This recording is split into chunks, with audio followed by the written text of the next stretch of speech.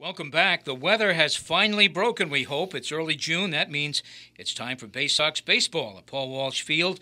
Joining me to talk about the 2017 edition of the Bay Sox is Tammy Silveira, the general manager of the team. Welcome, Tammy. Thank you. Thank you. Welcome. Opening night is June 6th, but a lot of work has to be done before you open the season. A lot of work. Correct. Tell us about it. Yeah, it's a lot more than what people think. A lot of people think we pass out uniforms, open the gates, and serve some food. So this is actually a year-round work in progress. Our team is actually selected shortly after this season ends. So our team was already selected possibly around, say, October, November of last year. We had our roster somewhat filled. It does change as injuries happen sometimes, which, we don't like, but it does happen. Also, we out in the community getting people to know about the Bay Sox kind of year-round. It's tough in the winter months because you have football and the Patriots. It's tough to compete with them. But we work year-round, not only recruiting our players, but also looking for host families. And that's actually was a big concern of ours this year. We actually pulled it off. We needed a number of host families, and we just filled our last player earlier this week. But we are still looking for some, as if we need to pick up a player as the season goes on. We work with a lot of sponsors. We have over 60 sponsors, not from New Bedford, Dartmouth, Fall River, all around South Coast that actually help us, put the team together. It costs a lot of money to run the team, so we're so reliable on our sponsors and our host families. So right at the top, if people are interested in being a host family, Correct. Perhaps maybe later this year or even next year, what should they do? Yeah, so if they're interested into being a host family, they can go onto our website, nbbaysox.com, or call our 800 number 855-BaySox1. We're always looking for host families. So even though we have all of our players housed as of this season, that could change if we, like I said, pick up a player. At least now we'll have a home for them right away. And then if not, think about it. Come to a game. Talk to another host family. The experiences are great. There's a lot of connections that these host families continue to have with their players. We have host families going. We had a player a couple of years ago, Chris Shaw, get drafted first round from the Giants, and he's still in contact with his host family. So they actually flew out to the West Coast and saw him play during spring training. We have a lot of players calling their host families for holidays and birthdays. So there's always that connection that they have. So part of the Bay Sox family. Can we say now that the Bay Sox have been embraced by Greater New Bedford, that they've been accepted, if you will? Because, this was new a few years ago, asking folks to pay to see baseball. That hasn't happened in New Bedford in a long time. So there was some contention about it. How about now? Yeah, so we've been around. This is going to be our 9th season. We play at Paul Walsh Field, and I think it's not just New Bedford, but the whole South Coast. Like I said, we have fans and host families all the way into like Somerset and Seekonk and Taunton and Lakeville and even in the Wareham area. So I think the community has been great. Like I said, one of our challenges this year was getting host families, and everyone stepped up. And like I said, we have a number of sponsors. We play really competitive baseball. We're in the NECBL. People sometimes might not know of the NECBL. They refer us, is that the Cape League? We're right next door to the Cape League, and we actually play the Wareham Gatemen in an exhibition game next week. But we're a very competitive league. So when you come to the ball field, you're going to see a lot of great college athletes really competing. This is the New England Collegiate Baseball League. It is throughout New England. Teams throughout New England. Correct. We have 13 teams in New England. All right, very good. You're listening to Townsquare Sunday. I'm Jim Phillips, and my guest is Tammy Silveira, the general manager of the New Bedford Bay Sox. Tell us about some of the promotions that fans are going to enjoy this summer at Paul Walsh Field. Yeah. So we play actually 23 home games at Paul Walsh Field, and every night there's some type of promotion going on. You can go into our Facebook. You can look at us at Twitter, Instagram. So we open up June 6th on Tuesday, opening night, and that's actually free Domino's pizza. So every fan that walks in will get a free slice of pizza. We have a Dunkin' Donuts night, free coffee and donuts with a dunk tank. We have a doubleheader on June 10th. So that's actually Women in Baseball Night. So we have 2 women's all-star baseball teams coming down and competing, the New England Red Sox against the East Coast Yankees. So they've already formed the rivalry. And we play the Gateman that day. We have anywhere from Seekonk Speedway Night, where we'll be, racing little RC cars, to Joseph Abu Night, where we're going to be raffling off a suit. We play bingo during the game. It's one of our favorites. We actually have a coverall bingo.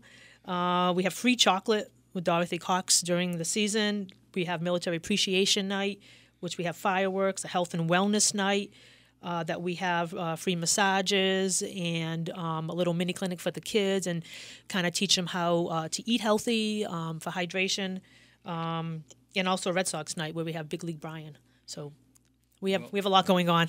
There you go. I mean, it is like a minor league baseball, where promotions are king every night in minor league baseball. Absolutely. The management structure of the Bay Sox has changed in recent years. More local folks in charge of the operation. I think that's a great idea. Yeah, so we actually have 4 coaches, and they're pretty much all local. We have Kyle Fernandez coming back again as manager, so he has a lot of major league experience. He's played in the Red Sox organization, and we got Chris Cabe, who's local, Rudy Bulger, who's local, and Teddy Regan as well too. So with those 4 guys, I mean, they're going to learn a lot for these players coming in. All right. The Bay Sox did make the playoffs last year. How many of those players will be returning? Do you have at least an idea about some of that? Yeah, so last year we ended up making the playoffs and losing in the first round. So hopefully, we'll do it again this year. We lost to the team that actually won the championship, the Mystic Schooners. So we have 4 players coming back. We have a couple of pitchers, Austin Klein, Darian Reagans, who was the All-Star MVP last year, Andrew Penner, and a local Chandler DeBras. So those are 4 returning for this year's team. And that's always fun to see, local folks involved in these games. How did you get involved in the baseball business, Tammy? Well, with the Bay Sox, 9 years ago, I actually saw an ad in the newspaper about season tickets. So when I approached the ownership to look for season tickets, I mentioned my background, my passion for baseball. I've played not only softball but professional women's baseball, and I guess I kind of talked myself into volunteering. So 9 years later, I'm still here, and I love it. I just love it. You played New Bedford High School? I did. I did play for New Bedford High School, the '89, if I can say, championship softball team. Yeah, congratulations. Thanks. The schedule, pretty intense, as we mentioned, just about a game every night. And especially in June and July. So this is not for the faint of heart. If you're playing in this league, you better love baseball. You better love playing. You better not be coming here to have a good time by the water. You're probably not going to do much of that. The guys don't have a lot of time off. We play 45 games from June 6th to July 29th. Our league is extremely competitive. So when we talk to the coaches, we want to make sure that we form, obviously good relationships with the coaches, but make sure it's a good fit for that college athlete, to make sure they're ready with their skill sets to play in this league. We don't want them to fail, but they need to be competitive, and so we want to make sure it's a good match. If not, maybe there's another league that they would feel better at placing that student athlete. And folks should understand, spectators, some of these players may be drafted by major league teams either in this year's draft or next year, June of 2018. So the baseball you're seeing here is pretty good. Yeah, it's really, like I said, really competitive. And last year we actually had 7 of our players get drafted from the Bay Sox. During our league, we had about 100 players get drafted. We've had one guy come in and actually work out over the winter, Andrew Vernon, and he got drafted by Milwaukee Brewers, and he came back here home to a host family and practiced, trained with our strength and conditioning coach, and gained about 4 or 5 miles on his fastball.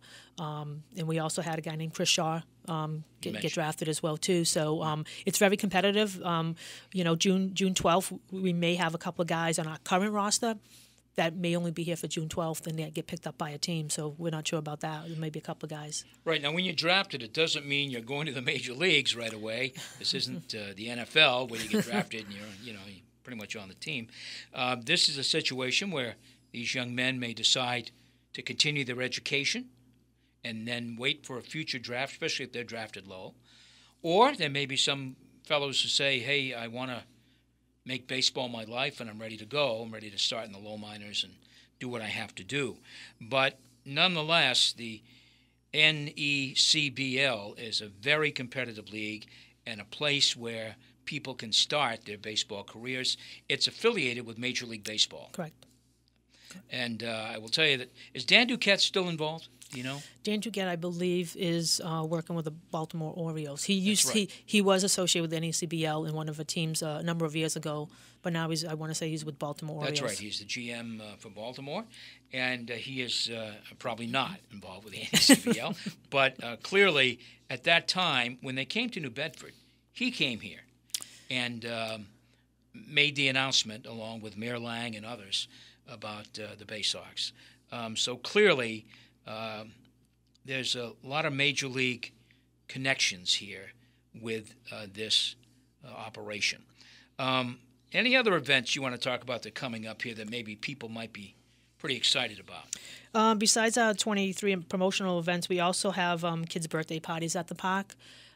So it's a good way probably for the parents to actually have a birthday party. So we're actually promoting birthday parties. So you'll have our mascot Slamoo with you, and the child, the birthday boy or girl, can throw out the first pitch and maybe announce one of our starting lineups. And also, if anyone's looking to do any type of fundraising for their organization, doesn't have to be a sporting team. It could be any organization. We do have a ticket fundraiser, and that actually gives you half of the proceeds of our ticket back to your organization. And all of our tickets actually have a great value to them. And on the back of it, you can save about $61, where you get a buy one, get one free at Edaville, buy one, get one free at Seekonk Speedway, and a $10 off $50 from Dick's Sporting Goods. So that ticket alone has a lot of value, and I think parents will appreciate that. And tickets are still $5? Correct. Tickets are still $5 for adults. All right. I know that there was an experiment done last year with beer that's been discontinued. Correct. So we decided not to focus on the beer and actually focus on our birthday parties with the kids. It went okay. We did have it in a contained area. It was safe, but it was difficult for a parent to come in who had maybe one child. We blocked it off. They had to check an ID. So that child couldn't obviously enter the beer garden. It was cumbersome. It was limited. It worked out well. We tested it out, but we decided, to kind of cut ties with that and focus elsewhere. All right. And focusing on birthday parties, I think, is a great way to do it. Yes. Way to do it. My thanks to Tammy Silveira, the General Manager of the New Bedford Bay Sox, members of the New England Collegiate Baseball League. Opening day is June 6th. That is Tuesday. Correct. Right around the corner. Paul Walshfield. Tammy, thanks for coming in. Good luck in 2017. Thank you, Jim. And go Bay Sox. Yes, go Bay Sox. And there are some other events coming up we'd like to share with you today. There's a huge local night of boxing coming up June 9th at White's of Westport. The Massachusetts State Police boxing team hosting the event benefits the New Bedford Veterans Transition House. 15 to 18 amateur fights on the card. Again, June 9th, Whites of Westport, the Massachusetts State Police boxing team hosting the event. It benefits the New Bedford Veterans Transition House. The New Bedford Jazz Fest coming up on June 10th. That's happening on the waterfront. We should tell you that there's a skit going to be 5 hours of music. Tickets are $25, but there is a skit going to happen there involving our own WBSM's Taylor Cormier. The skit was going to be performed by your theater personnel, and it was written by Judge Ray Very, so should be fun. The 10th Annual World War II Living History Program is happening June 10th and June 11th. It's happening at Fort Rodman at Fort Tabor Park in New Bedford. It's the 8th Annual Living History Reenactment and Camp, both Saturday and Sunday, the 10th and 11th, and free admission. It's a terrific event, a good way to teach your kids about World War II and all that went into that. So, again, that is June 10th and June 11th, a good history event. And finally, the Whitfield Manjero Friendship Society, recruiting tour guides for its summer season. Tour guides are needed for the Whitfield Manjero Friendship Museum at 11 Cherry Street in Fairhaven. Great opportunity to become familiar with a significant piece of local international history. And those interested should contact Jerry Rooney, who's the president, 508-995-1219, or by email, jerry@wmfriendshiphouse.org. Jerry with a G, G-E-R-R-Y, at wmfriendshiphouse.org.